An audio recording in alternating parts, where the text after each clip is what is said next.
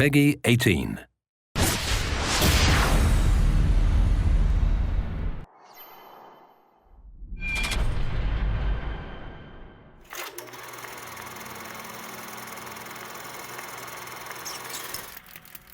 What I personally would have liked to have seen in a BioShock game is sort of a broader range of enemies. And I think in BioShock Infinite, we really want to have a sort of a class of enemies that had a sort of a more imaginative range of powers. And we came up with this concept called the heavy hitters, who are enemies that are sort of used to not just be more powerful, but also to augment the abilities of the more traditional BioShock enemies. You're gonna come across them in certain areas of the game, and they're gonna provide a really unique challenge. Red is the price of liberty. You know, we wanted an AI that really expressed sort of the very sort of clear system of beliefs that founders have, and a heavy hitter that would sort of represent that.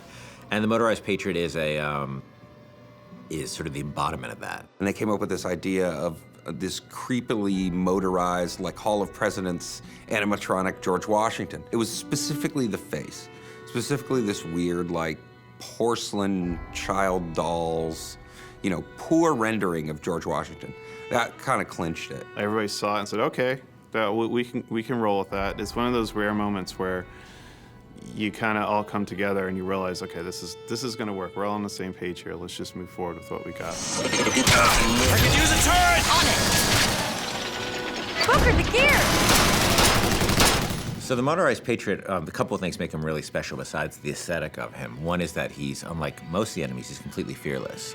He doesn't have a sense of self-preservation, so he'll just keep coming at you and coming at you and coming at you. You know, despite the fact that you face many different kinds of enemies in this game, you clearly can't reason with this one. He's just gonna keep coming forever, you know? He is sort of a clockwork Terminator. The other cool thing about him, he's got this Gatling gun called a pepper mill. But once you destroy the Patriot, Booker can actually go pick up the pepper mill and actually use it as a heavy weapon. And that's the only place he can get it, was from a destroyed Motorized Patriot. I mean, I also like that, you know, as he starts to take serious damage, his head he actually loses the Washington mask, and it reveals his sort of metal skeleton underneath.